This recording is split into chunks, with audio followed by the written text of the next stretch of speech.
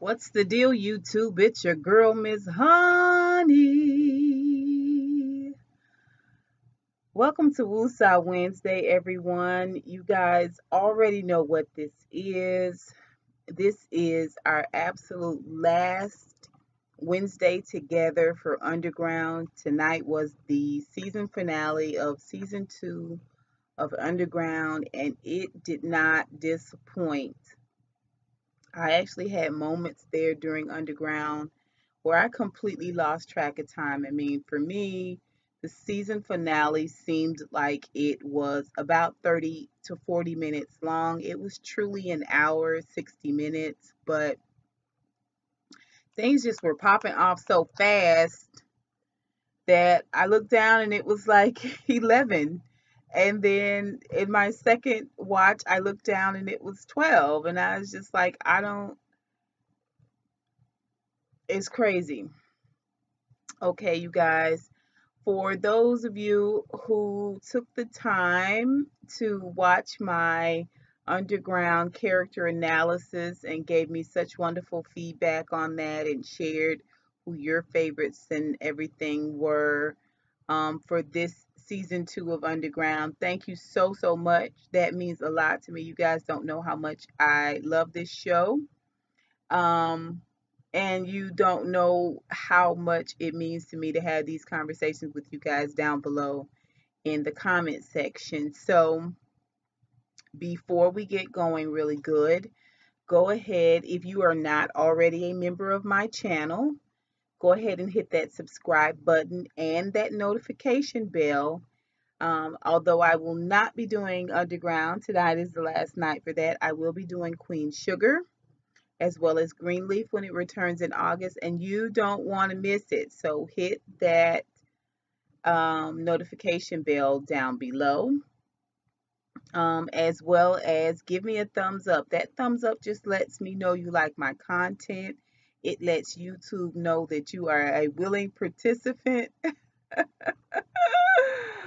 in my lunacy.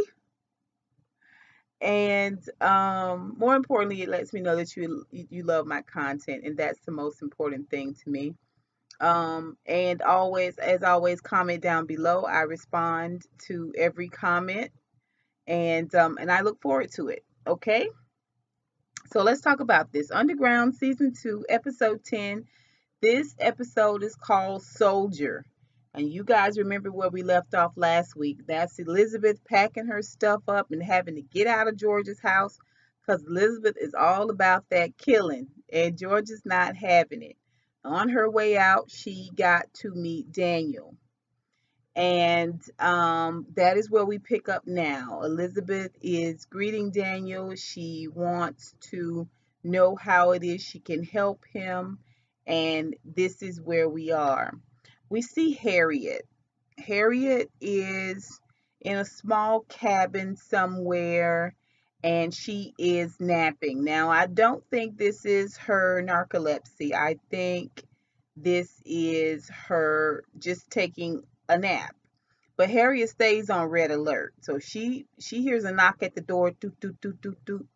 And the first thing she does is grab her gun and she gets around that door. She just cracks that door a little bit and puts that gun out. She says, state your business. And the gentleman lets her know that John Brown sent him. His name is George Stearns. He's one of the Secret Six. And he lets her know that he has a message, Harriet, from John Brown. And basically it goes like this. John Brown has discovered an armory that has guns and weapons in it, and they want to raid this armory and take the guns and weapons and then take those things and arm the slaves. Okay? And Harriet, is thinking about it, and he says, well, Mr. Brown alluded to the fact that you guys had talked about this already and that you were on board. And she says, we talked about an act of war, and that is what this is. She said it's like starting a wildfire, and a wildfire can get out of control. She said it's risky, it's bold, but it just might be what this country needs right now. Okay, so we see Harriet sort of having this conversation about some of the very same things that she's talked about in her speech in episode 6, where she talked about wildfire, she talked about bold, she talked about risky, she talked about, um, this being war and having to go to extremes. And now we see all of that sort of coming to fruition with this conversation with the gentleman from the Secret Six, and she realizes, all plans are on, are go, ready yourself. It's about to go down. What I love about Harriet is that the whole time she never took her hand off the gun, and the whole time she never took her eyes off of him. She didn't look down. She didn't squint. She kept her eyes pierced on that man. She spoke with authority to this gentleman. She's no mealy mouthed slave, okay? She is not. She is not. Harriet is a force to be reckoned with, and the way she stood there and talked to that man, it made him feel almost intimidated. Lets me know she's a force to be reckoned with. All right. So as she's getting ready to see the gentleman out, she points towards the door with the gun. She said, "You tell Mr. Brown I said thank you for trusting me with this." And he says, "There's one more piece of information." And she's like, "Can I? Excuse me?" And he says, "Mr. Brown wants you to join the raid." And it's only at that moment we see a little of fear on Harriet's face, because she realizes this is, kind of what you were praying to God about in the last episode, about you really being a woman about action as opposed to a woman about words. Well, ma'am, here's your action. Here is your action. All right. So then we see Daniel talking about abolitionists, the word abolitionist, and he is talking to Georgia, and Rosalie is there, as well as Noah, of course, Elizabeth. And he talks about how his Massa mentioned abolition. He didn't know what the word was. Daniel didn't know what the word was, but he knew that it wasn't a good word. His master didn't like it. In other words, for his master, it wasn't a good word.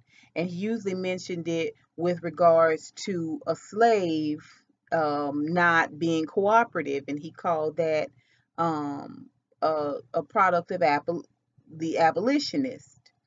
And so he went on to talk about how he wanted to get his family out. His son, his baby boy, is in the master's house. Not just in the master's house, but the master sleeps with the children in his own bedroom to keep the slaves from running.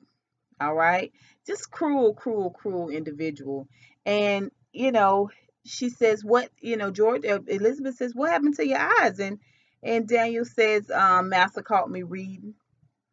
He says, he had the overseer burn my eyes out with lye. Now, I'm from the country, and that's how we used to get rid of ringworm. You had a ringworm in your arm. My grandma would take a little feather and she would dip it in potash, which is nothing but the byproduct of lye. And lye, which is sodium hydroxide, I think, is used to make soap. Okay, small doses diluted, used to make soap. Okay, but potash is all of the sediment and everything that comes from the lye. It's the waste material from lye, basically, potash. And she would take a little chicken feather and dip it down in that lye and put it on that ringworm, and it would kill the ringworm off. It would burn like hell. It would sting like hell. I mean, it burns. And so to hear him say that the overseer took lye and burned his eyes out, it says a lot about the overseer. It says a lot about the master. I know, cruel, heartless, evil. But it says a lot about a man, that a man could live through that type of pain, survive that type of pain and anguish. It's absolutely, positively incredible. And it is nobody but God that preserved our people through some of the most horrific acts and events that one human could put on another human. Nobody but God. Nobody but God helped us survive. Okay, and continue to survive to this day. Anyway, I digress. So, Georgia says, and you made it all this way without your sight. And they about to sell my family. All right. And so this sort of fuels Elizabeth a little bit more. Like she's already on a tangent with burning the dude's house down last week. And, just having heard Harriet's speech, she's already kind of on, her wildfires are already kind of burning out of control. And this is just the blow of air that she needs on that fire to just lift those flames up that much more. So Rosalie, Georgia, Noah, and Elizabeth are in a room away from Daniel, and they are talking, and Elizabeth is saying, we've got to help him. We've got to help him. We've got to help him get his family out. And Rosalie's like, hey, wait. It's more than a notion. Georgia is saying, I've got money. We've got money. We could buy his family. And Elizabeth don't want to buy the family. She don't want to put one penny in Daniel's master pocket to get his family. She wants to take the family because she doesn't feel like it's right that she would have to pay for them. Now, she ain't trying to buy nobody. Not right now. Right now, she's trying to bam, bam, bam, bam, bam, shoot it out. That's where Elizabeth's mind is on. And Georgia, of course, is still on that pattern of peace. She's saying, what you're talking about is this horrible act, and we don't need to do that. What we need to do is, Rosalie is saying, again, it's more than a notion. The hardest part is going to be getting that baby. You got to get in the house. You got to get in the master's room and get that baby. Noah's not saying a word. Noah has not, up until this point, said a word. He's sitting there. He's got his arms folded. You can tell that he's thinking, but you can also tell that he is a little bit distant, little bit not himself. Rosalie knows what's going on. Noah knows what's going on. Elizabeth got her own agenda. She's going on and on and on and on. And finally, Georgia says, we're going to do all of this for one man, and his family. And Noah, he tells them, he says, if not for this one man, then who? And there is a woman there that, is getting dressed, and Cato is on the bed. He just has on sort of like this nightshirt, and he has no bottoms on, and he is pontificating. He is talking about the greatest slave catcher that ever lived, and Patty Cannon's legacy will go down in history. And he's just talking a bunch of stuff. It's all sort of convoluted and surrounding Patty Cannon and her legacy and what she's doing and how great that's going to be. He walks up to this woman. Clearly they have just had some type of intimacy. He walks up behind her and spins her around. It's not Patty Cannon, it's a Patty Cannon lookalike. And he tells the woman, he says, I'm going to make Patty Cannon the best slave catcher that ever was. He says that her name is going to go down in the history books. And he asks the woman to say it. And she says, I am Patty Cannon. So basically, Cato has a plan for Patty Cannon and Patty Cannon's legacy. We still just don't know what at this point. We see Ernestine and August. And August is walking up to two grave sites, and Ernestine walks slowly behind him and sits on the steps of this house. And literally the front yard is the cemetery. And she says, who are those graves for? And he says, one is for my wife and one was for my slave. And so they're buried side by side, the wife and the slave. And um, you know, he's having this moment, goes in his back pocket, pulls out his bottle of liquor, and it is empty. It is at this moment that Ernestine gets up off the steps and walks over, and she goes to hand August this rag with the opium in it, and he grabs her hand. You know, he's still on high alert. What are you doing? Why are you trying to pull on me here? And she's saying, I listen, we can do it together. You'll feel better. She takes her whip and gives it to him. He takes it. He wants to sniff it, but not really. But he wants to sniff it, but not really. He's looking at the grapes. He wants to feel better. He takes that sniff. He hits it again. And there's this song playing, and it's like, when the devil goes down in the lane. And as he sniffs, this song is like, whoa, whoa, whoa, whoa, whoa, whoa. He is high as the cost of living. He immediately goes into this sort of hallucinogenic state where he's laying down. But she knows how that opium works. She gathers her skirt and she takes off running. She's out of there. She's gone. We see James, and he seems to be coming around a little bit. He's sitting and he's at the table, and he asks Rosalie. He says, "You think we ever gonna see Mama again?" And she said, "Yeah, why you say that?" And he said he heard Daniel talking. He was at the top of the steps and he heard Daniel talking about his family being sold off and getting them back, and he remembers looking out on at the landscape as they were on the train coming back with Noah, just like Noah told him to do. And he says, "It is a big world. It's a huge world. How is she gonna find us?" And Rosalie tells him, "Ain't nothing too hard for Mama." And listen, I believe her. She not blowing smoke. Ernestine gonna find her way back, and I truly do believe that. Okay.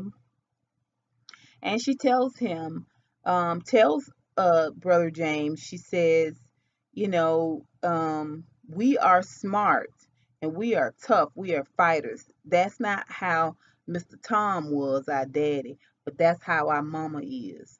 Okay. And we're tough, we're fighters, we're survivors.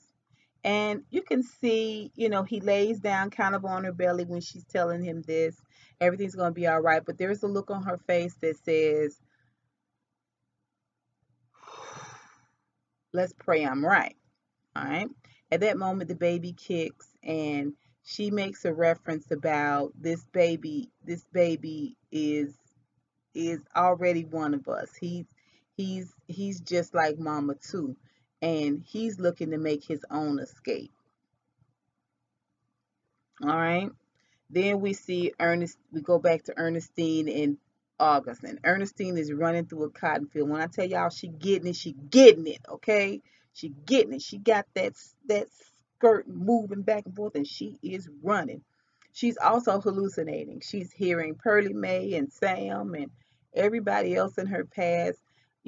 She's had the opium too, so she is running. She's in a high adrenaline state, and on top of that, she is high as the price of a gallon of gas. I mean, she's not sure where she want to go or what she want to do, but she can hear Pullman coming. She takes off running. Well, he's right behind her.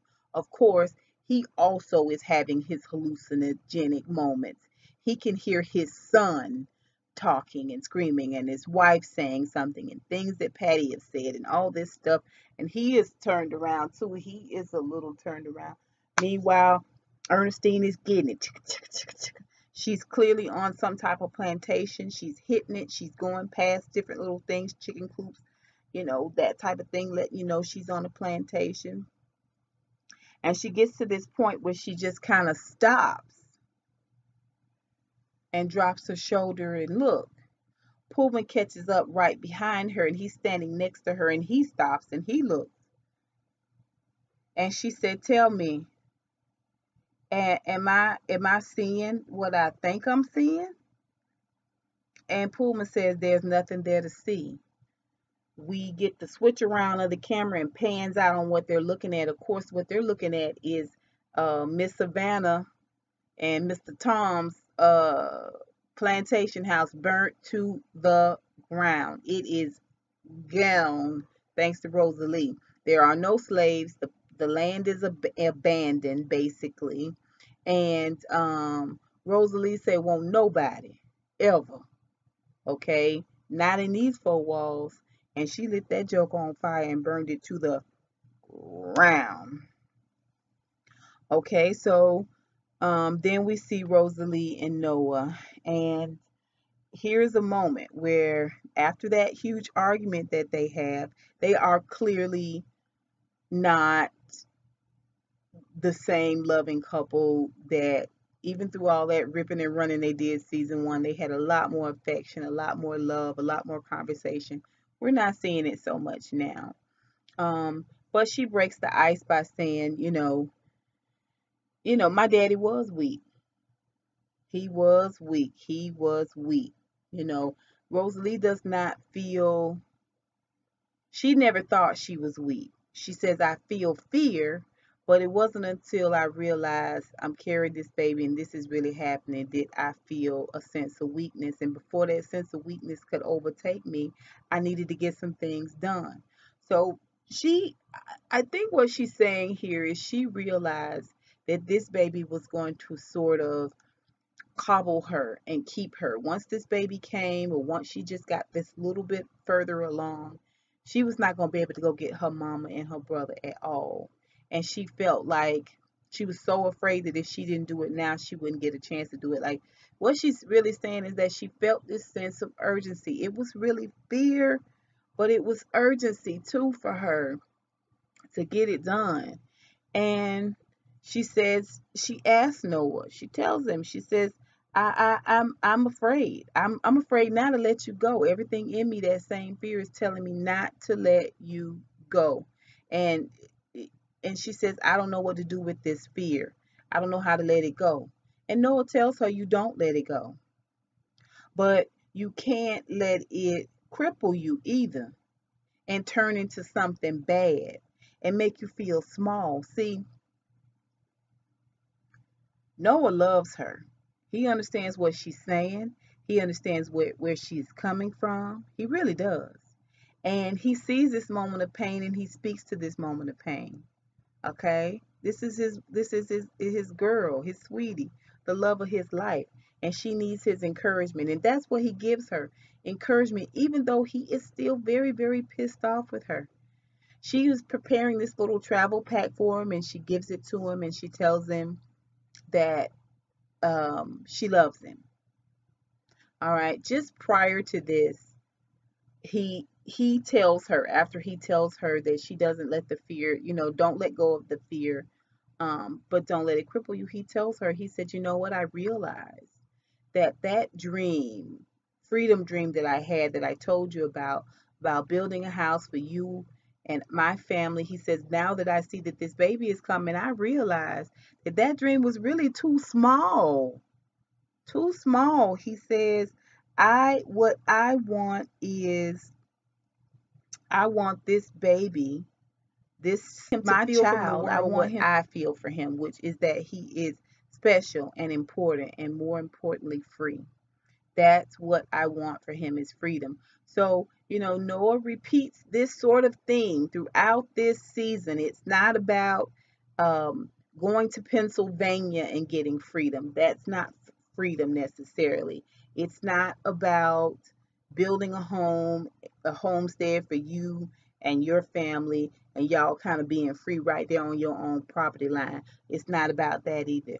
It's about a freedom. It's about the ability to be able to matriculate in this world as a man, as a human, as a free person. Anywhere, anytime, any place, you are free. You are considered human, a free human. For him, that truly is what freedom is, and he wants that for his son. So when she gives him the pack and she tells him that she loves him, he takes it and he says, want to be mad at you.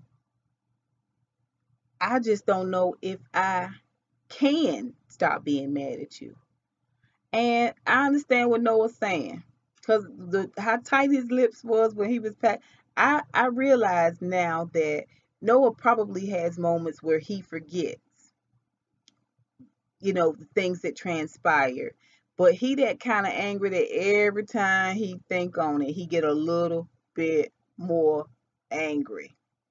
Okay, and this type of anger can only be dispelled when your fear of losing someone is greater than that anger. That's the only way Noah gonna be able to move away from this, because every time he think about Rosalie putting that baby in danger, he get mad all over again. When he gets ready to walk out the door, um he tells her this. He gets ready to walk out the door, and she tells him it's okay, just as long as you come back to me. And you can see that on Noah's face. He feels just a little bit bad about going so hard in on her, but I think he really feels strongly that he must impress upon her the importance of not keeping these type of secrets any longer.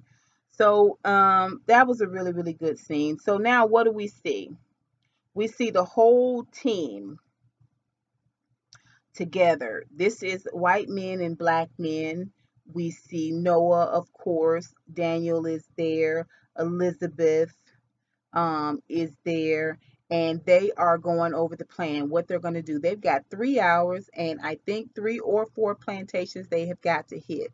Now, the masters of these plantations, one of which is Daniel's plantation, has really either sold off or taken all of their field slaves deeper, deeper, deeper south to keep them from running. And so really what's all that's left are the house slaves, which is going to be a chore because, like James, you've got to convince those house slaves that to come go with you and leave with you. All right. They also want to collect any contraband they find. So any guns, any weapons, any valuables, anything like that that they can sell to have money to further the cause. They want to collect those things too. Noah is in charge of going into Daniel's master's house and getting the baby. And so we see Noah having, this conversation, and they're making the plans. And as he's packing up and getting ready to go, Elizabeth says, "You're going alone. You should have somebody with you." And he tells Elizabeth, "No, I'll be fine. We need to travel real quiet and be real, quiet." And she says, she says, "What if something goes down?" He says, "Well, one man is not going to make a difference." And she gets silent. And he tells her, uh, "You'll get your moment," because he sees that she's chomping in the bit to get in this fight. Like she's like, give me, I can shoot. Let me kill some folks for you. All right. And he's like, "Pump your brakes. Plenty of time for that." Walking barefoot behind a young lady who works at Daniel's master's house, and as she goes up the steps, she's blowing out the candles. Noah's right behind her, barefooted, walking. He's quiet as a church mouse, He's stepping lightly. She's going and blowing out the candles. So she get in the master's room and she go to blow out candles. She blow 2 candles out. The master wake up. And he said, "What you doing?" She said, "Mistress asked me to blow these candles out, sir." And he said, "Get out of here before you wake that baby up." She blows those 2 candles out and she's out. When he wakes up to ask her about the candle, Noah hit the floor. Hit the floor, right?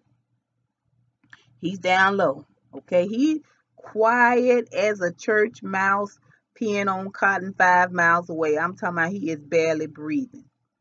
Slips up there and gets that baby out the bed, and that baby's like, Master don't care. He don't care. He used to hearing that baby. Noah slips out with the baby. It's a good moment. It's a really, really good moment. So, Noah's got the baby out the house. Elizabeth is getting the wagon packed. They've got slaves they've talked into it, mostly females. loaded up in the wagon, ready to go. Noah's at his location with Daniel and Daniel's wife and daughter and the baby and some other slaves, and he is waiting on Elizabeth. Elizabeth is being held up.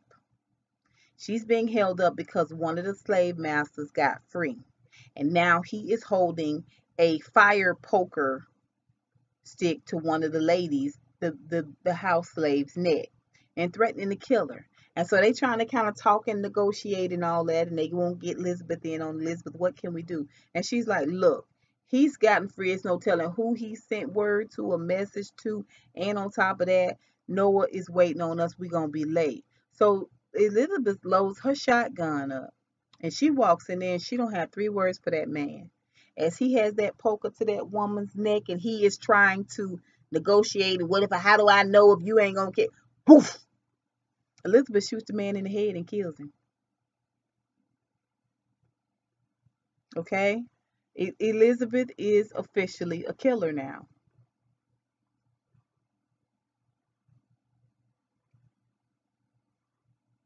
I mean, the men are like, what? I mean, she shocks everyone. Everyone.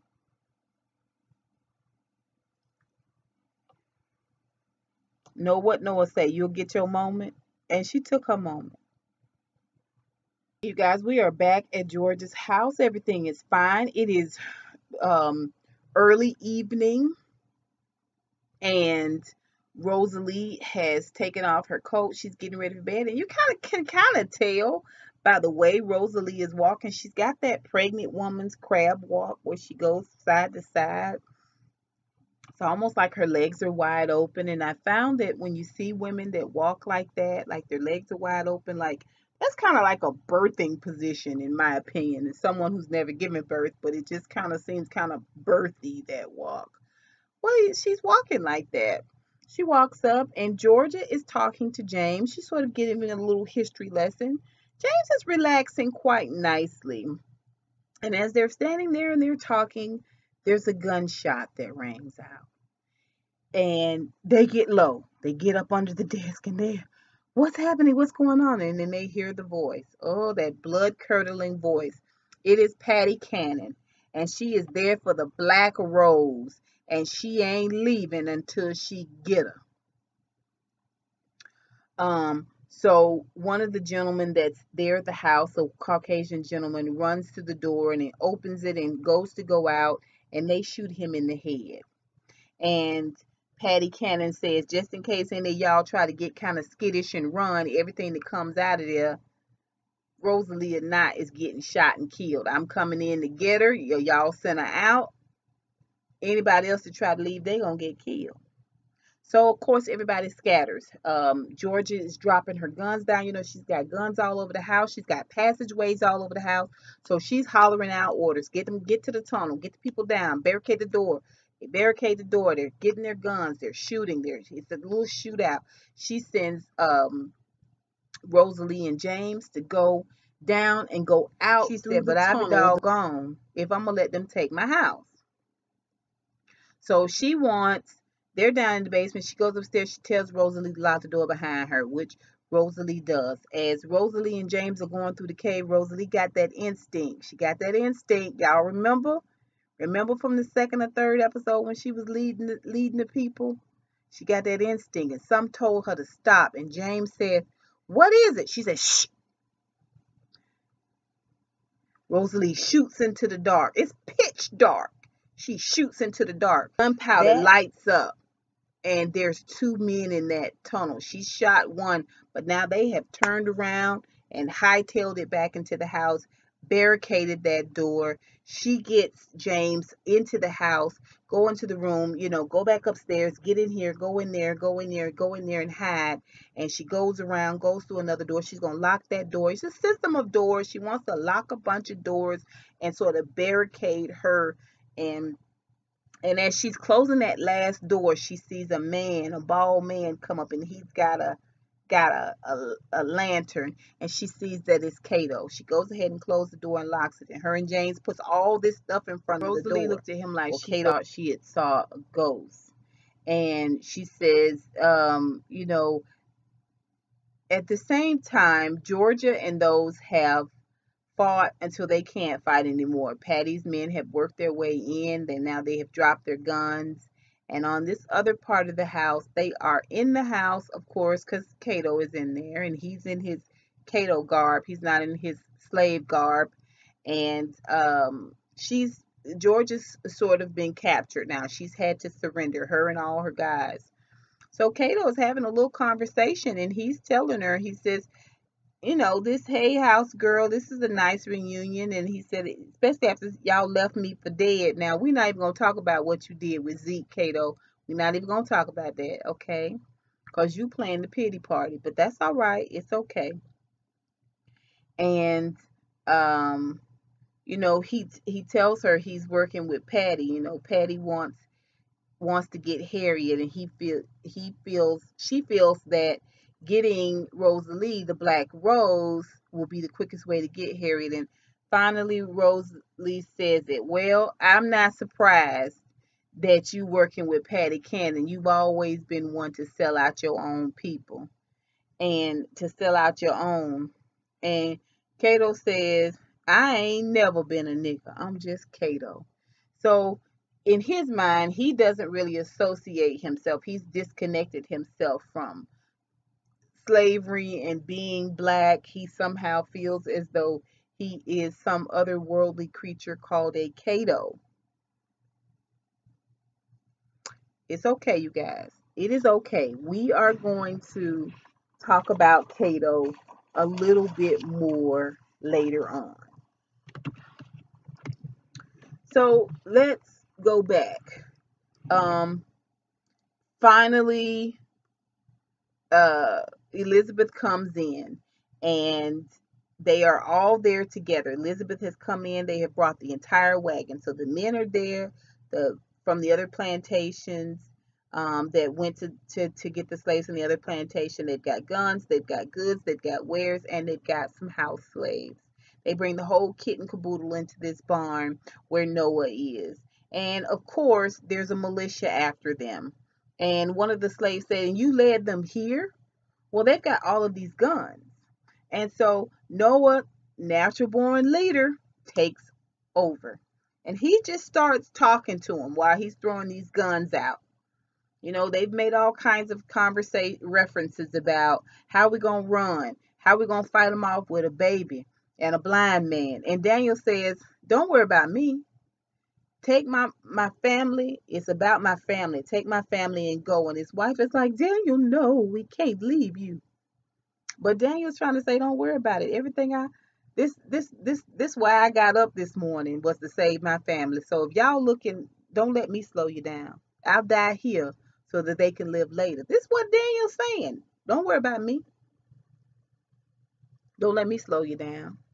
Noah takes over. Starts passing out guns to the women. Everybody throwing them guns. We got guns. We're not going to run. We're going to stand and fight. This is what Noah is saying. Okay? He says that the road to freedom is paved in blood, but it don't have to be our blood. He starts to talk to them about fighting their way out. He talks to them about it starts today. The fight starts today. The fight for freedom starts today. It's not about person, place, or thing. Now, this is the third time in this episode that Noah has made a reference to what true freedom really, really is. The fight for freedom starts in here. It starts with your tenacity, with you having the wherewithal, okay, to say, I'm not going to take it anymore. And he says it starts today. Today, I choose to fight my way back to my family. And that is what they do. He said, we ain't running. We got guns and hands to use them. All right. And so let's go back. We see Rosalie and James, and they are, again, looking around this room, trying to find something, some type of weapon or something, and something comes over Rosalie. And the moment I see her face and her get low, I said to myself, Rosalie is in labor. Rosalie is in labor. And so she begins to talk to James about, her mom used to keep her busy to keep her mind off her worries and her troubles and all that. So she starts giving him things to do, a pot to put on that fire, boil that pot off and put me some towels or some sheets in that pot. And he's like, well, mama never let me be around during the birthing. She's like, well, you're going to be around for this one. She pulls a long, big wooden bowl off the table and puts it down between her legs and holds on to that table, and Rosalie goes into the crouch. All right. Now she got slave catchers at the door. She got this little boy in here. Her man is going to save somebody else's baby. And Rosalie is in true Ernestine fashion, grabs a side of that table and gets low. All right. She realizes this baby is coming. Meanwhile, they've barricaded the door, and Cato done slipped off. Now he in George's office, and he going through her papers, and he find a piece of paper that he starts to smile about. All right. Outside of the door, where the author and Patty Cannon is standing, and their men, they're trying to get into this room where Rosalie is. And he walks up with the paper. He says, I think I found out where Harriet is. So she reads this little note, and so Cato says, let me get the gang together and we'll ride out. And she said, no, we need to travel light. She looks at the author and she says, hey, you want to see me catch you want to be there when it all goes down? And they're out. Meanwhile, we go back to Rosalie. Rosalie is she's in the thick of it now. She's got blood running down her leg. She is clearly in pain. And she is grunting. These birth pains. We cut back to Noah. And as Noah and Elizabeth and the house slaves and the men they all came there with are shooting and stabbing and slaying these militiamen and knocking them off one by one at the same time. It is spliced in between Rosalie giving birth. So we see Rosalie pushing and giving birth, and Noah is fighting his way back to his family. Then we go back to Rosalie, and she is delivering her own baby. Go back to Noah, and Noah is shooting and killing, and Rosalie is straining and bleeding and pushing. And we see James hold her hand. He has already gone to the door and put a knife through a hand that tried to slip in there and unlock that door, let that latch loose. James took a knife and put that knife dead in that man's hand. I said, okay, we got James back.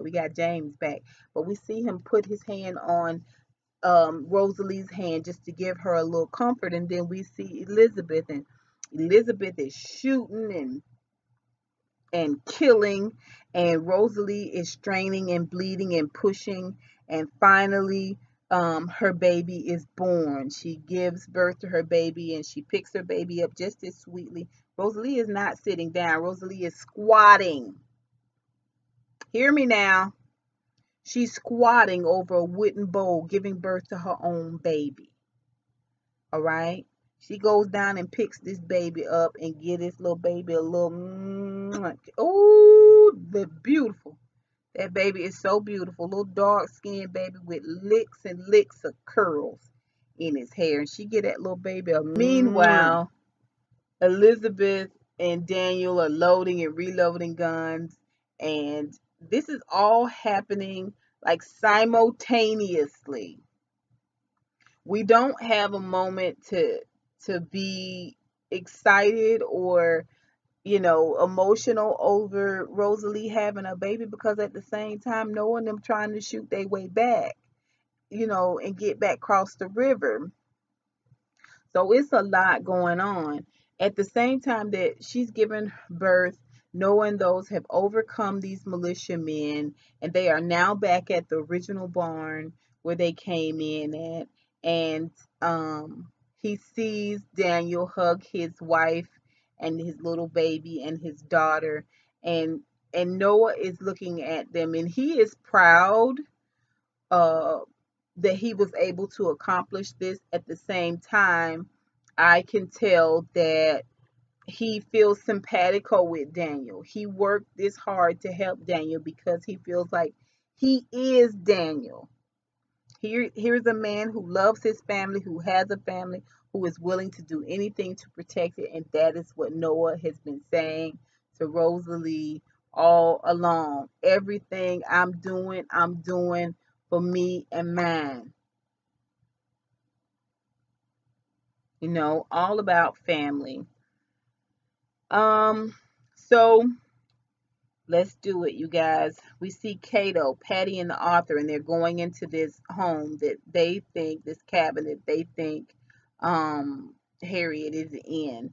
And of course, Patty leads the way. So she goes in and she is knocking and stomping and bamming on things. And she says, she's not here. And this place is too small for a hiding space. And she spins around. The author is right there next to her. She spins around and she looks at Cato and she says, you were wrong.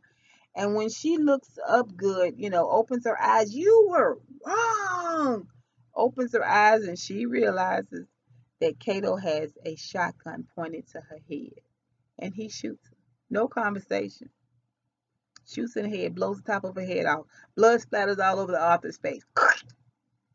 And he's just standing there with a pen and his book. At first, I thought Cato and the author was working together because when they first got there, Patty does what she always does, which stand outside and demand that people come out, you know, with her shotgun pointed at the door. And the author is the one that encouraged her to go in. He says, you're not going to go and meet her face to face. That's what got Patty to go into the house. So I, for a minute there, thought that Cato was working with the author. But then Cato tells him Patty was a, you know, she was really she made a mistake. And that's believing in her own legend. He says, I'm taking over the Patty Cannon gang. He says, I got a new Patty. I already got a new Patty Cannon. He says, but I've learned not to flaunt. I don't need to be up front and flaunting.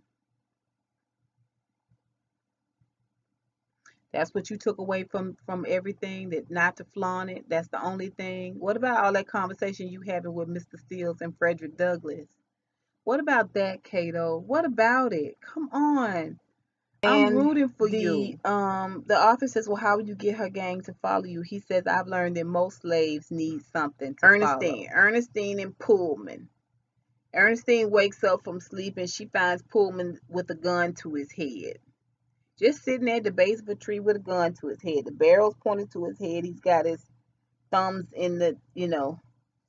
And she says, I mean, you know, Ernestine, it take a lot to shake Ernestine. I don't think I've seen Ernestine surprised since Sam was hung. She just don't get surprised anymore. And so she sits down next to him and she starts talking to him. And she says, I was where you were a few months back. I tried to kill myself. She said, but a hand reached down and saved me. She said, you know, I didn't want to live. I felt like everything that I had done was cause for me to die. She said, but you've done some stuff. My own daughter survived you, but I'm sure there are a ton of people that haven't survived you. So I get it. She said, time was I would have sat here and watched you kill yourself. Or worse, I'd have did it myself. That's a lot. Now, y'all know Ernestine is on a confessional roll. Like, she is spilling the beans. Ernestine is an open book, y'all. I told y'all she's one of the most transparent characters of this season.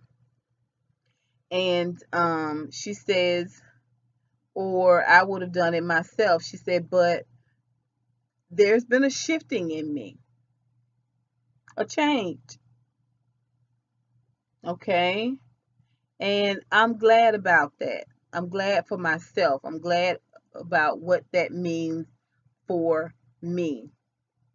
And she stands up and she tells him, she says, we don't have to keep feeding the darkest part of ourselves. That's a wonderful statement, you guys. If you don't take anything else away from this season, take that statement away. We don't have to keep feeding the darkest part of ourselves, because it speaks to a lot of different circumstances. And I think it's an important statement. She takes that gun and she walks off. And that is the last time we see Ernestine and Pullman for this season. Let's go back to Noah and Rosalie. Noah and those come into George's house. It's completely empty. He is looking all over. He's calling out for Rosalie. Elizabeth is calling out for Rosalie. In the distance, they hear a baby crying. So he makes his way, he's throwing the chairs back and all that, opens up this box. Looks like a vegetable box, a potato box, we used to call it back in the country. Opens that box up, and in there is James holding he and Rosalie's baby. And immediately Noah knows this baby. He knows who this baby belongs to. This is his baby. He knows this baby the moment he sees this baby. Picks this baby up and loves this baby and hugs this baby and he says, "Where's Rosalie?" James said they took her. He took everybody. All right, then we see the little flashback of Cato hollering through the door as Rosalie has just given birth and telling her, you know, that, she's got her baby swaddled up now and she is quieting her baby and trying to figure out what she's going to do. They're barricading her. And he tells her, you need to come out of there now. I'm going to kill everybody out here until you do. And I'm going to start with your friend Georgia. So she realizes she has to go out.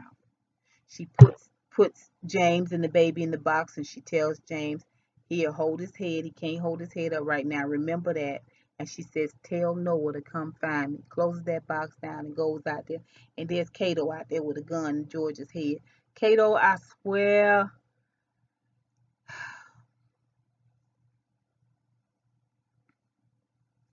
Okay. And we go back to James and Cato. I mean, James and Noah and the little baby and Elizabeth standing there in present day. And Rosalie, Noah tells the baby, you free. You free. Oh my gosh, he's crying. I'm crying. And we don't even know the name of this baby. He tells the baby, it's okay, it's okay. The baby is crying. He's rocking the baby. It's okay. He say, you're free. You're free now. And that is the last we see of Noah and everyone else for this season, with the exception of Elizabeth. We see 10 months later into the future. We see Elizabeth getting out of bed. She's there with the man. She has a ring on. He doesn't. And she's talking to this man, and it's all very sweet. And she's just got a shirt on. I mean, clearly she's had a night of bliss. And she goes around the foot of the bed and she talks to the man and she wipes shaving cream off his neck. And it all seems so loving and warm. And he's got to go. He's got to get back to the armory. He can't be late for the armory. She goes to walk him out and he gives her a little kiss. Mwah, mwah, mwah. See you later. She was like, definitely later, sweetie. And he walks off and next thing you know, we see Elizabeth walking down a dock, a boating dock. And she's got a lantern. And there is a hook there and at the end of the dock, and she hangs that lantern. Now remember, the lanterns is what tells slaves that this is a safe place. All right. So, but this is a dock. This is a boating dock. So there's water out there. There's boats going back and forth. And she hangs this lantern on the dock. And then we see this, these men, and they're dressed in sort of military style garb, and they are loading and unloading guns. And Elizabeth walks back towards the camera and looks right in the camera and walks off. And that is Underground, season 2, episode 10, the finale, Soldier. That is how it ends, you guys. I told you it was riveting. I mean, I didn't have time to cry. That whole scene with Noah and the baby, very very emotional. I didn't have time to cry. I mean, it was just like back to back to back to back. All right, I'm going to go ahead and concede, you guys. I'm going to go ahead and say that Cato ain't shit. I'm gonna go ahead and say it and put it out there for y'all because he truly is not shit. So Patty Cannon is dead. Okay, and as bad of an enemy as Patty Cannon was, having Cato take over as the new Patty Cannon, having that be his goal, is an even worse enemy. Because here is a man who can easily blend in with other black people and pretend to be one of us. And he clearly is not. All right. Um, I'm super disappointed in Cato. I'm very, very, very happy about James coming too. I am so glad and so excited that Noah and Rosalie can welcome their baby, although they had to do it separately. And I am charged and raring to go for season 3 because I think Elizabeth is going to be the new um John Brown, baby. She is going hard. She's shooting folks and killing folks left and right. Elizabeth don't have time. She ain't got time for y'all. All right. This episode was so exciting. It was so much going on. What do you guys think? What do you think? What about Georgia? Cato taking Georgia and Rosalie. Y'all know Noah is not going to have that. Season 3 is going to be crazy. It's going to be bananas. And the beat down that Noah is going to give Cato, it's almost worth it. It's almost worth it. It's almost worth it. Almost. Let me know what you guys thought about this episode. Go ahead and remember to subscribe if you are not already a subscriber to my channel. Give me a thumbs up if you love my content, as well as commenting down below. Tell me what you guys thought about this season finale. I know that this review is a little long, but we have a lot to pull out of this episode. And I hope that I was able to do this episode justice. Um, until next time, honeybees. Mwah.